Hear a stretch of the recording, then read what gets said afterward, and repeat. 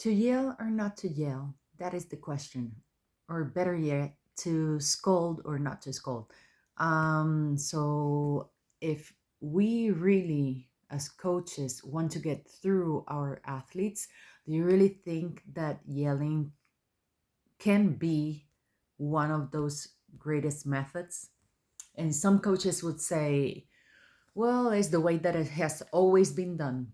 Or it's because they don't pay enough attention. Or it's because if I don't yell, they don't hear me. And you might be right. You might be right. And I'm not saying that is that this cannot happen, because I have had athletes that they try to listen to me with their ears underwater. So I totally get you. You need to yell sometimes.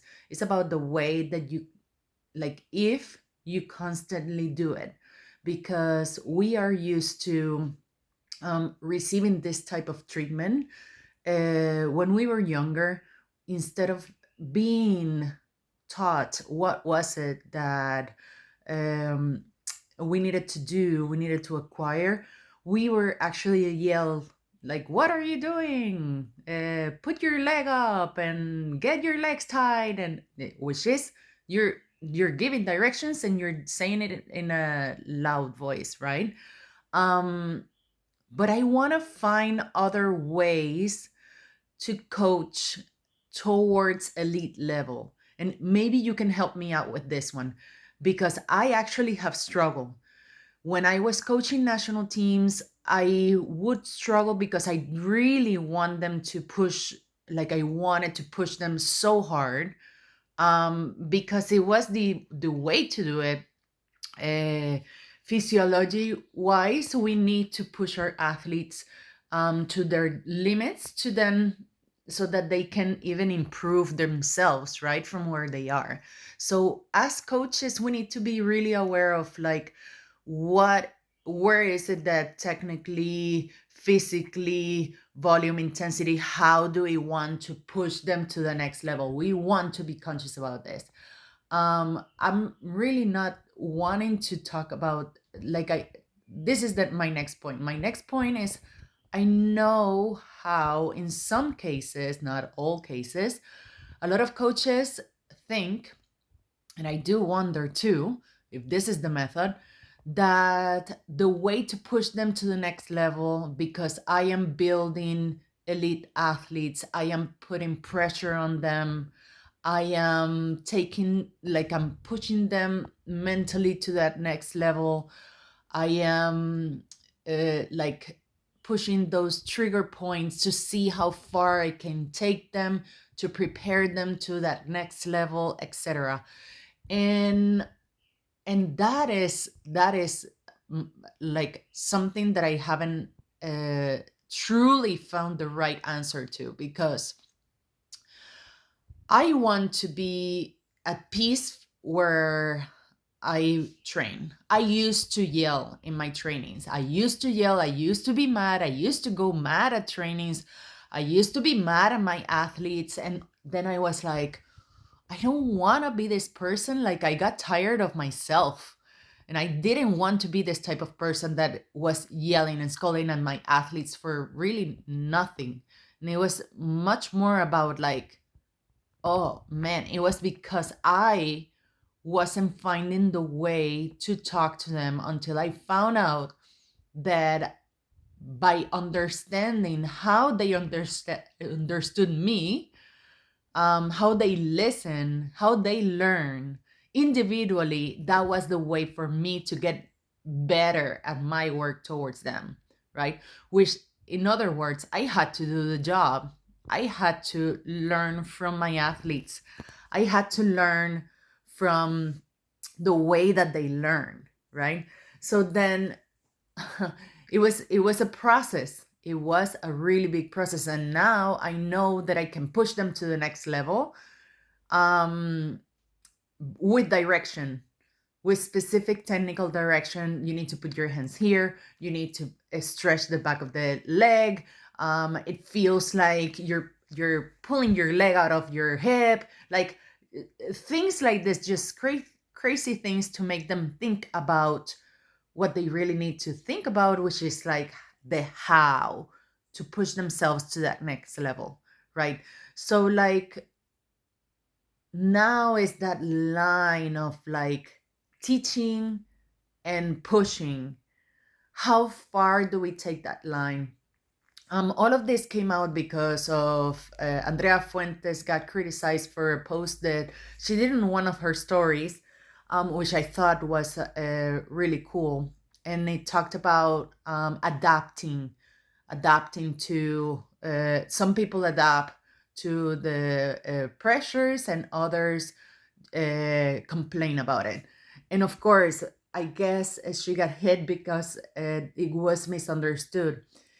In her sense, she in that sense she was talking about a time when she was training for a national team, when she was training at an elite level, when she was training to beat the best, like the Russians, and it was it like if the mindset wasn't there, if she was gonna complain about having to do more than 5 centimeters a day, she was to complain about holding her splits for more than 5 minutes, if like the things that we might think that are um extreme, for them they were thinking about what else can I do to push my limit today to get closer to my dream. It was and the human body is amazing. Like if we can create adaptations, progressive adaptations, we can really achieve whatever we want, right? But the mindset of it is powerful. If we're up for it, then it's like we're unstoppable. And I have seen that happen. Um, so we really, I know it's about context. A lot of what I'm saying right now, uh, all of us have different experience on it. All of us have different experience, and I respect all of those, right? What I'm working more now with a lot of coaches is that realization of, is there another way that I can, me as a coach and the coaches that I'm helping, like that I can go to the trainings and and be at peace where I am, not having to yell, because I have the tools to talk to my athletes to push them to that next level, right? I have the tools, I have the vocabulary, and if I don't have it, I'm going to learn from my athletes individually so that I can learn how they listen to me. And in this sense, I will be supporting much more the work in my environment with a lot more peace, with a lot more ease. And it will be about progress for sure, but from a healthier standpoint, right? Like we really don't want to cause trauma. It's our job to be teachers in our space, right? And that's my opinion again. And I haven't trained elite athletes, okay?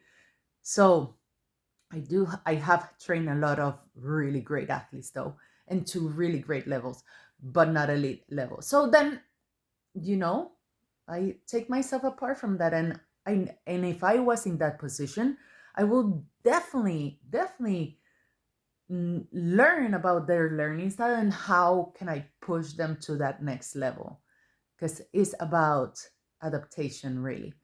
um so I know I'm making this long and I wanted to actually make it a lot shorter, but like I'm always trying to help coaches be at ease in the space where they are, like enjoy, not be mad. Like I know a lot of coaches go mad to their trainings and they yell all the time and they get mad because the athlete doesn't do what they say they need to do. And okay, but have you taught them how to do it? Have you created a plan to progressively show them the way?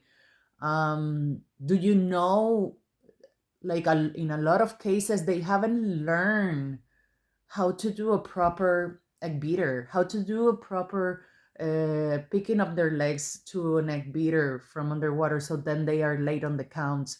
Um, they like there's so many aspects of the sport that need to be taught, that why again, it's like adaptation, right? Why complain about it, why yell about it, instead of just adapting to what you have, learning what you have, dealing with it, and assuming the responsibility. No, I assume the responsibility of my team, and I'm gonna push them to the next level because I'm gonna observe each and every one of my athletes, um, so that I can support them in the way that they need. Like as coaches, we need to do that work. In some cases, I know you will say, oh, they don't pay me enough to go into it individually. And I know that there's a lot of coaches that are doing this voluntarily. I know, but that's another fight. That's another fight that you will have to assume to be at peace again in the space where you are at. I know a lot of coaches are mad. They go mad at trainings, because they don't get paid. They don't get paid in this sport. So then, d- really, you want to, like, you really need to value yourself. You need to value yourself, because then like the kids are not the ones that need to receive this anger because you're mad that you don't get paid. Again, not a big percentage of coaches are like this, but I know some. It's unfortunate. So yeah, so I don't know if this was helpful for you today. I'm only really trying to help and contribute some perspective into this subject, and I really do want you to be at peace wherever you are, and I want the athletes to love our sport, and I want you coaches to love the sport, and I want the parents to love the sport and support the coaches and value the coaches. So we need to value first ourselves, and we need to do our jobs well. So having said this, I hope that you have an amazing week, and let me know what you think. What are your thoughts? If you liked it, share.